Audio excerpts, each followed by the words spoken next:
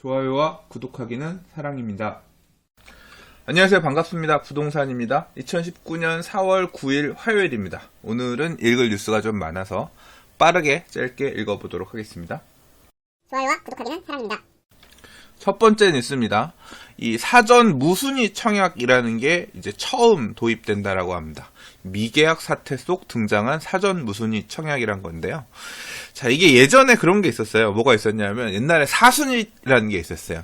이 청약 제도가 옛날에는 1순위, 2순위, 3순위 그래서 1순위 대상으로 청약을 하고 1순위 안 된 경우 이제 그 나머지 2순위 받고 나서 그 다음에 3순위는 뭐였냐면 이 통장 없는 사람들 청약 증거금 가지고 넣는 게 있었거든요.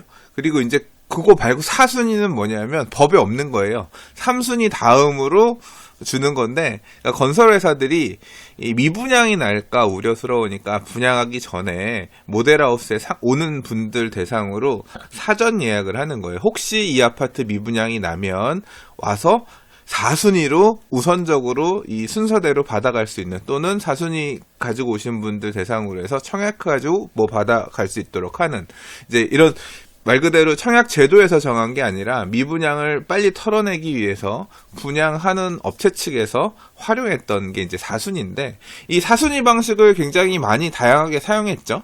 예, 건설회사들이 얼마 전까지만 해도 이게 이제 명칭을 그 당시에 4순위 썼다는 얘기지, 이런 형태로 미분양을 털어내기 위해서 사전 예약 받는 행태들을 되게 많이 했었잖아요. 근데 국토부에서 이 부분에 제동을 걸었어요.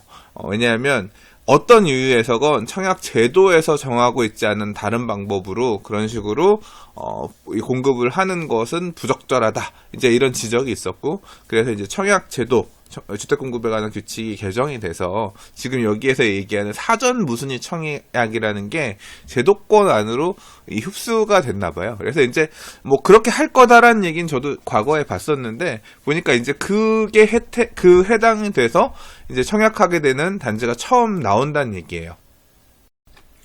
기사를 조금 읽어보면 청약제도 개편, 아파트 투유에서 접수 필요하다, 청약통장 불필요하고 만 19세 이상 광역권 거주자 가능하고 방배그랑자이, 그 다음에 청량역 한양수잔 192 접수 예정이라고 했는데, 그러니까 1순위 청약하기 전에 사전에 무순위로 일단 뭐 순위 이런 거 상관없이 이 아파트 투유 사이트를 통해서 요 아파트 무순위라고 되어 있는 여기 들어가서 청약하는 그런 제도라고 해요.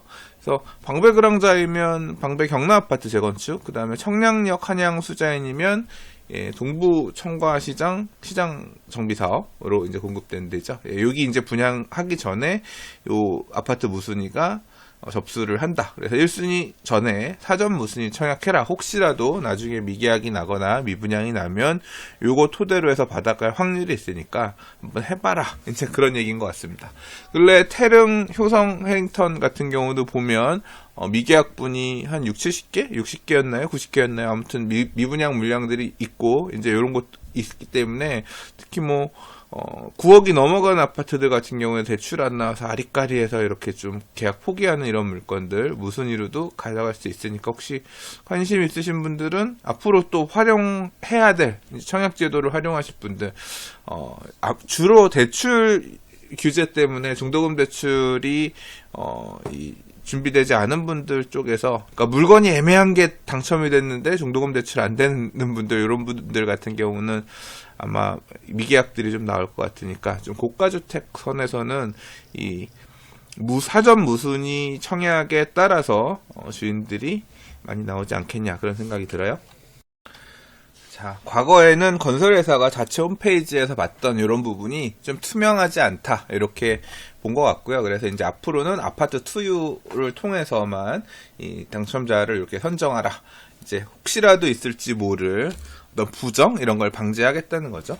무순위 청약제도의 장점, 청약통장 없이도 가능하고 청약 시에 청약금이 필요 없고 당첨자료 분류가 되지 않고 미계약분, 그러니까 계약하지 않은 물량들을 매각하는 거니까, 그 다음에 자녀 세대를 선점할 수 있다. 근데 이만큼 장점이 있는 만큼 단점은 뭐가 있겠어요? 예, 경쟁률이 높겠죠.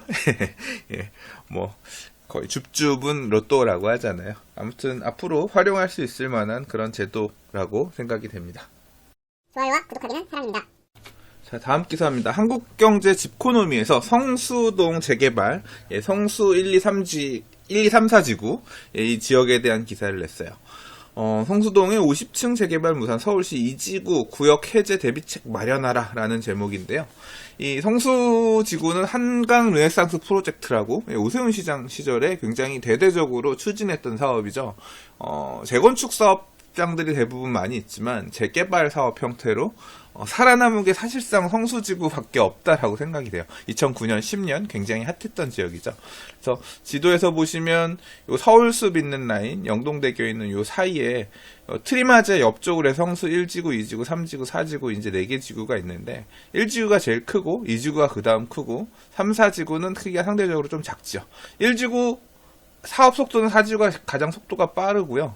조합 설립, 사업 시행 인가 단계까지 이제 아직 뭐 사업 시행 인가 받지는 못했지만, 그리고 성수 1지구 같은 경우는 조합 설립 인가까지, 그 다음에 성수 3지구가 얼마 전에 조합 설립 총회 했고 조합 설립 인가가 났는지 모르겠습니다. 아무튼 이 큰 산을 하나씩은 다 넘은 상태인데 이 성수 2지구까지가 조합 설립 인가가 나야 일단 그 상태에서 이 4개의 지구를 합쳐가지고 뭐 통합건축심이라 그러나요?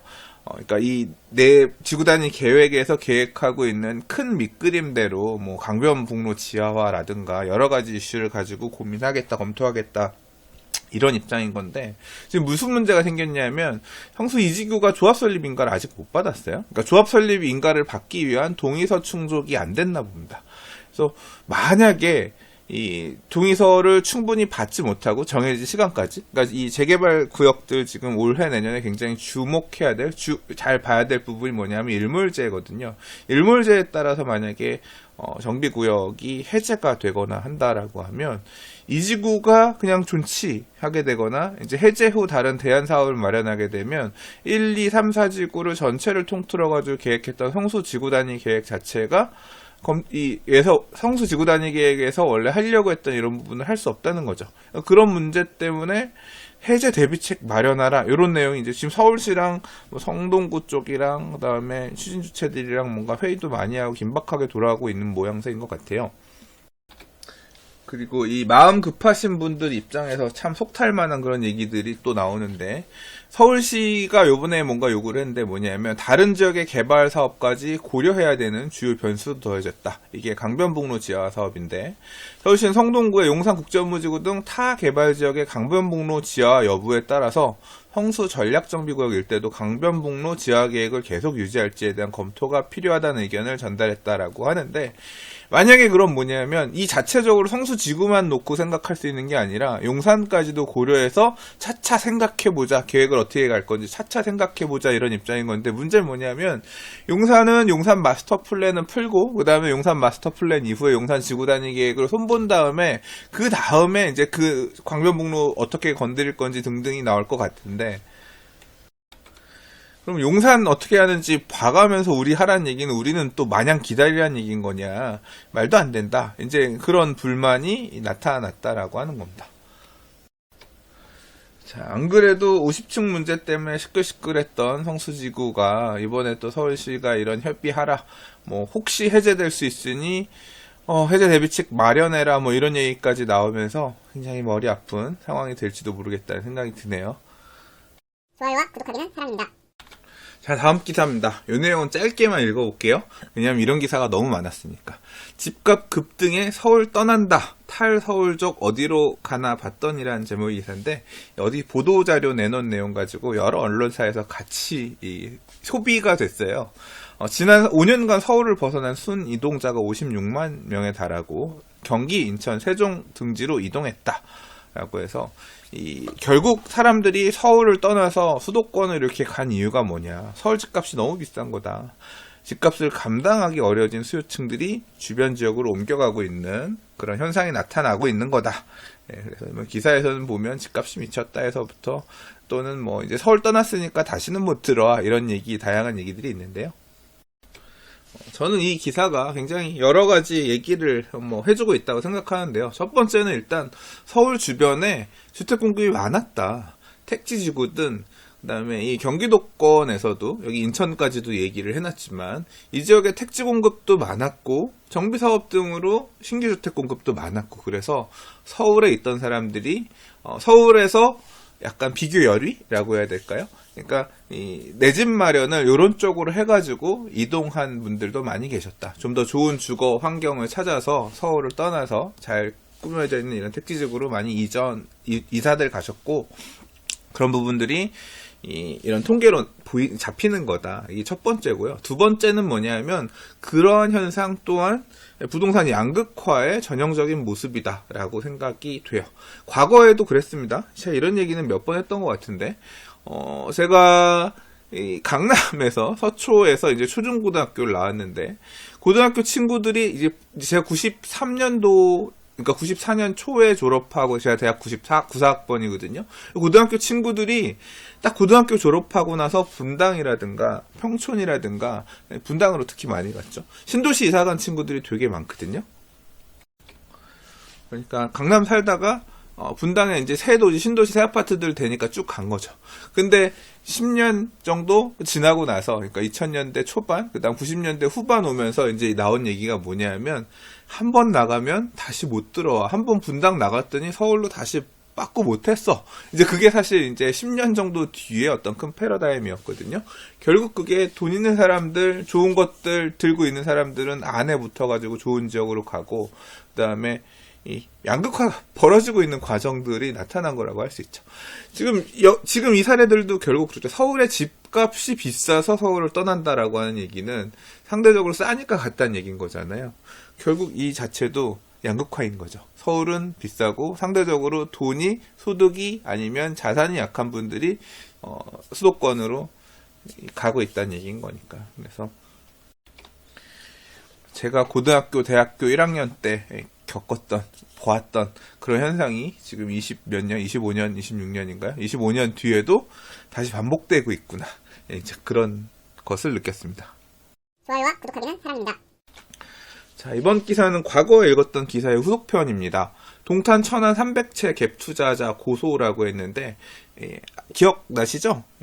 그러니까 이 갭 투자라고 하는 거는 높은 전세가를 딛고 적은 금액 가지고 매수를 하고 그렇게 집 숫자를 늘려가면서 집을 많이 갖고 있다가 전세 가격이 올라가거나 매매 가격이 이제 전세가를 딛고 올라가게 되면 이제 차익을 취하는 그런 형태. 뭐 몇백 채 갖고 있다. 이런 게 굉장히 잘한 투자, 부러운 투자 이런 식으로 회자되던 시절도 있었죠. 그런데 이제 입주 물량들이 많이 생기고 전세 가격이 내려가고 매매가도 동반 하락하는 이런 모양이 생기면서 이런 식으로 투자했던 투자자가 세입자들에게 자신의 투자 실패를 떠넘기기 위해서 고의 경매를 넘긴다던가 뭐 가족들하고 명의 이 가상의 대출 채무를 만들어가지고 경매를 넣고 빼고 뭐 등등 하는 이런 문제를 세입자들이 굉장히 고통받는 그런 얘기 말씀 기사에서 드렸던 적이 있던 것 같아요. 근데 지금 이 기사는 뭐냐면 그렇게 당한 세입자분들이 모여가지고 임대인을 상대로 지금 고소하고 소송에 들어간다라는 기사예요. 자, 한번 기사 내용 좀 볼게요.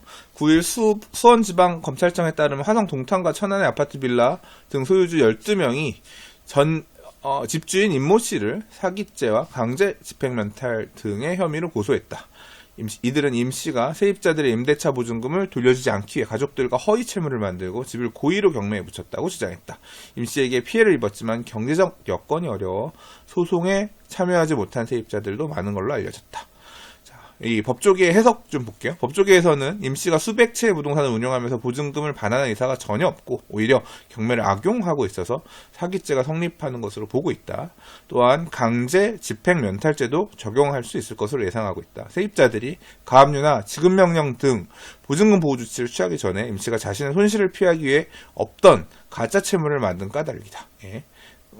그렇죠. 그래서 피해자들의 법률 대리인은 피고인의 소유 부동산에 동일한 사례가 계속 나오고 있고 세입자들에게 보증금을 돌려줄 의사가 있다고 보기 어렵다. 그래서 자, 이 소송 결과 진짜 사기죄가 되는 건지 강제 집행 면탈 등의 혐의를 고소했다라고 하는데 어떻게 이 형벌을 받을 것인가, 이 무죄가 될지 어쩔지, 이 결과에 따라서 추후 지금 이런 식의 투자들 되게 많았고, 같은 이유로 고통받고 있는 임차인분들도 많이 계실 거고, 이게 지금 가상 채무를 만들어 가지고 일부러 경매를 넣고 어쩌고 하는 이런 부분들이 법리적으로 어떻게 해석이 될 거냐, 처벌이 받을 만한 사안인 거냐, 이 내용에 따라서 추가적으로 이런 식의 갭 투자 때문에 고통받고 있는 다른 임차인분들한테는 이 결과가 추후에 큰 영향을 끼치지 않겠냐고 그렇게 생각이 되고요.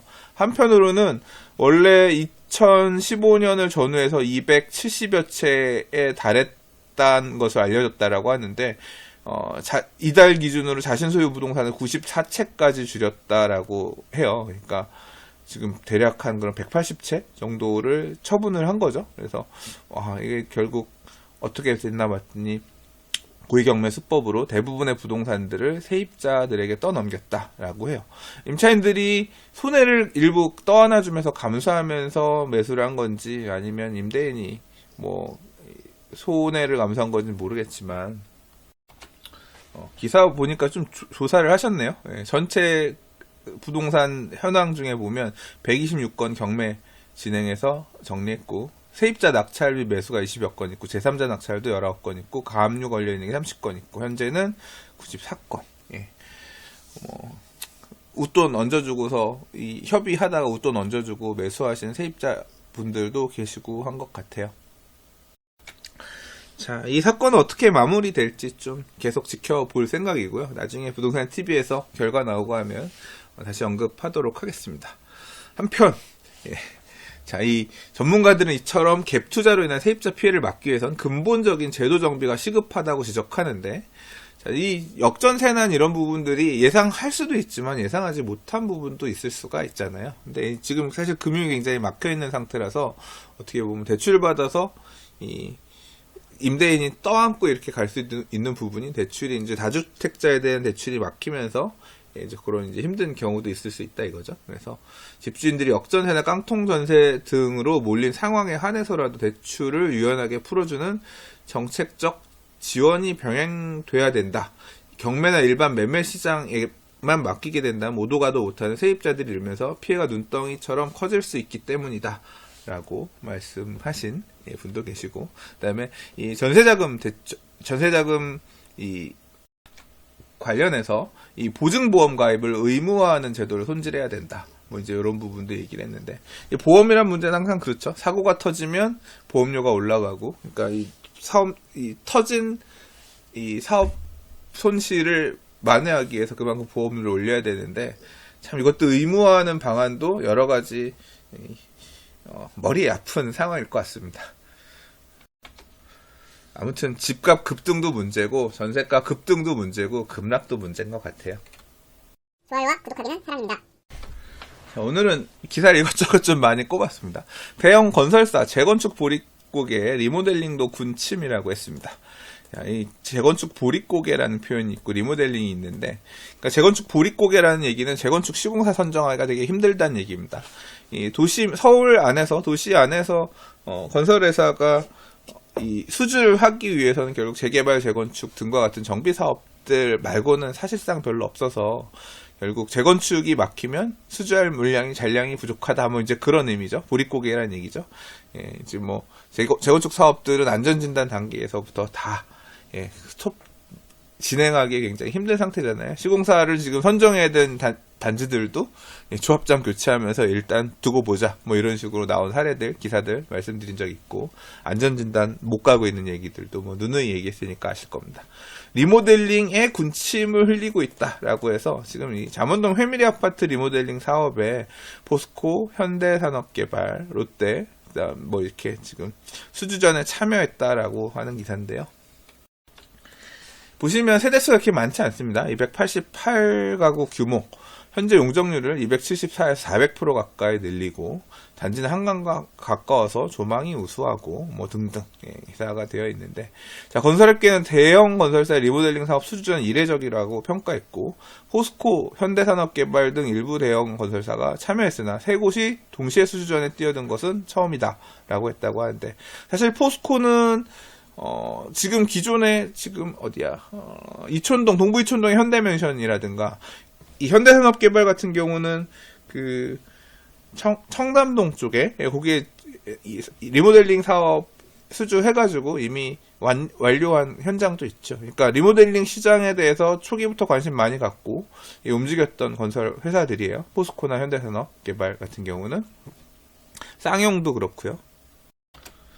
그런데 이번에 사실 이제 롯데건설이 리모델링 수주전에 이제까지 보기 어려운데 참여했다라고 하는 거고, 그래서 지금 세 개가 이렇게 격돌한다는 얘기인 건데, 재건축 보릿고개라고 설명을 할 수도 있겠지만 전 그것보다는 오히려, 그러니까 리모델링 사업이 앞으로 사실 뭐 물리적으로 용적률이 꽉 차 있는 데들 같은 경우는 재건축 그러니까 대안으로서 재건축을 내세울 수 없는 단지들 같은 경우는 결국 이 리모델링을 생각할 수밖에 없고요.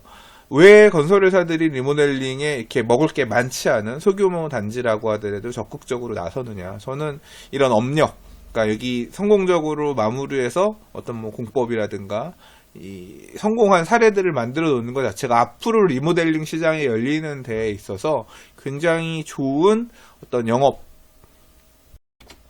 수단이 될 수 있을 거라고 생각하거든요. 그래서 이제 그런 의미에서 되게 공격적으로 뛰어들고 있는 모양새일 것이다 라고 생각합니다.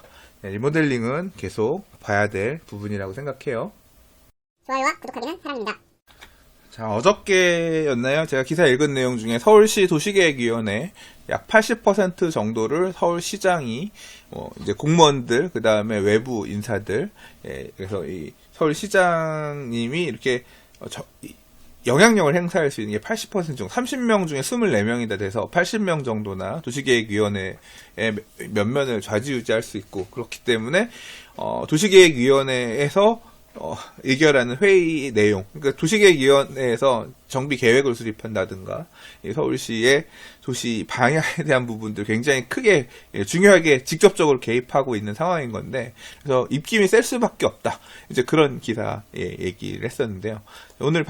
어제 이제 박원순 시장님이 골목길 재생 시민정책 대화 행사에서 자신을 향한 재건축, 재개발에 관한 요구에 쓴소리를 쏟아냈다. 어제 골목길 기사 관련 읽어드렸죠. 작년에 두 개, 용산하고 성북, 그러니까 호암동하고 성북 쪽에 시범사업지역하고 그 다음에 어저께 11개, 다음 달에 12개 정도. 그래서 이 선 단위의 골목길 재생 사업하는 부분에 대해서 3년 동안 10억 쓴다 그랬나요? 그렇게 이제 돈 써가면서 골목길을 상가들 만들겠다. 이제 그 내용을 어제 발표하는 현장에 오셨다는 얘기예요. 근데 이제 오셔서 무슨 얘기를 했냐면, 이 어떤 메시지를 전달했느냐를 듣는 게 되게 중요하다고 생각합니다. 한번 그대로 어딩 읽어볼게요.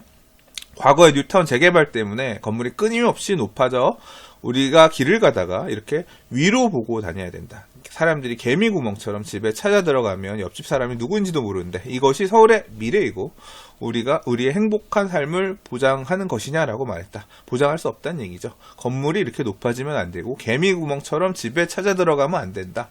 그러니까 이 전면 철거 중심의 정비 사업을 원하는 이런 목소리에 대해서 그거는 앞으로 서울의 미래, 우리의 행복한 삶이 되어서는 안 된다라고 생각하고 계시다는 얘기를 강하게 비판한 내용이라고 볼 수 있지 않을까요?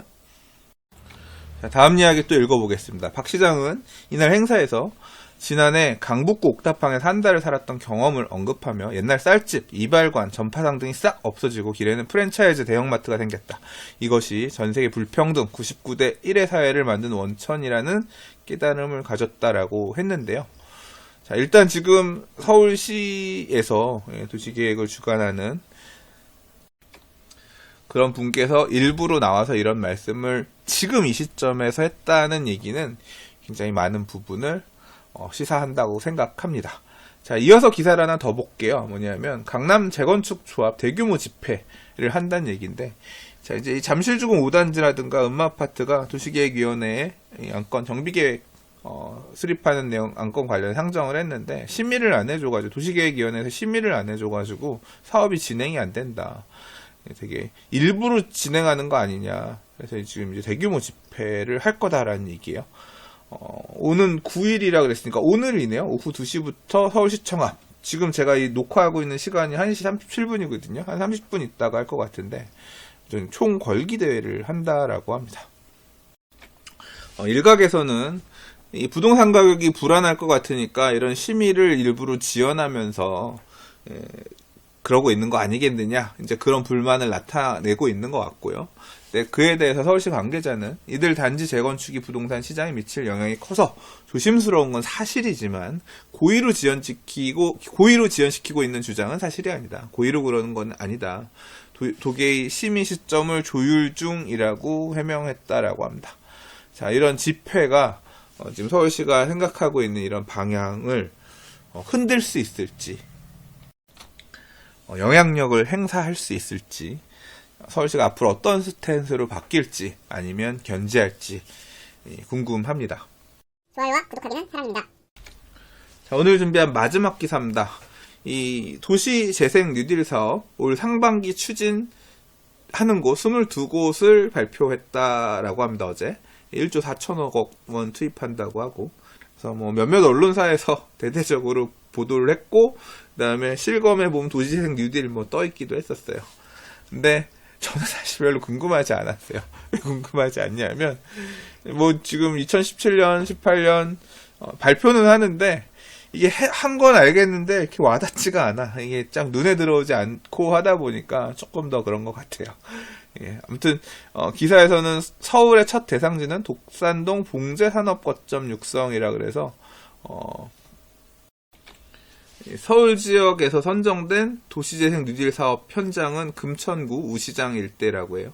제가 일요일 날도 여기 갔다 왔는데 우시장을 간 게 아니라 하남이 아니라 광명시 한동 쪽에 제가 게임기 같은 거 만들 때 작업하는 공장이 아니죠. 공방이 있거든요. 가는 길이 우시장을 거쳐서 가도록 되어 있어요. 저쪽에 롯데캐슬 새로 지어진 거 쫙 보이고, 이 부분 이 편한 세상 타원가, 독산 타원가 뭐 이렇게 새로 지금 짓고 있는 주상복합 아파트 있고, 그 사이로 이제 오른쪽에 우시장이 있고 그렇거든요. 맨날 다니면서 봐요. 근데 이제 그 지역이 보니까 이제 도시재생 뉴딜 사업하는 곳으로 정해졌네요.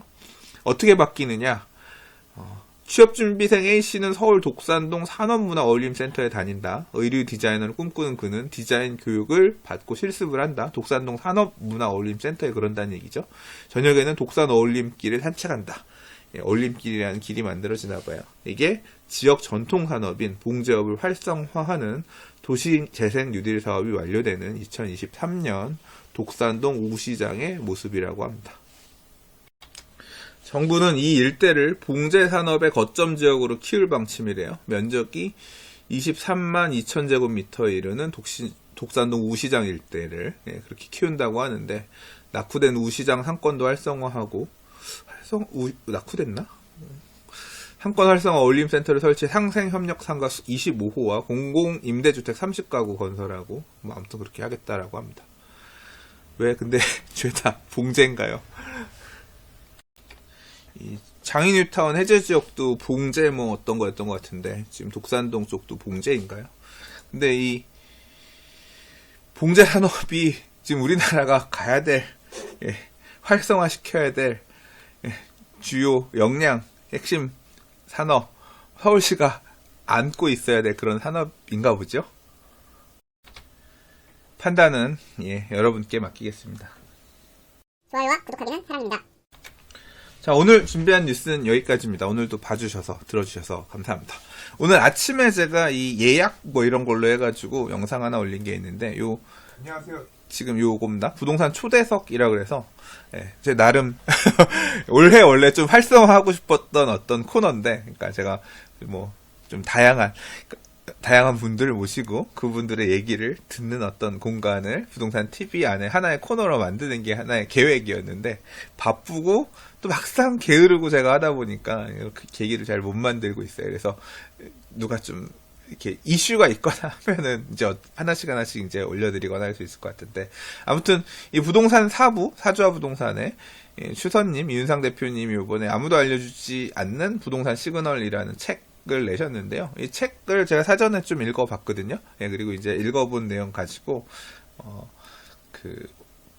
지난주에 제가 스튜디오 가서 녹음을 좀 해갖고 왔습니다. 이제 그 내용을 편집을 해가지고 올려드렸어요. 그래서 혹시 관심 있으신 분들은 이 내용도 읽어보시고, 여기 보시면 링크에 책 만약에 한번 더 내용이 본격적으로 궁금하다 그러면 뭐 책도 사보시고 하시면 좋을 것 같습니다.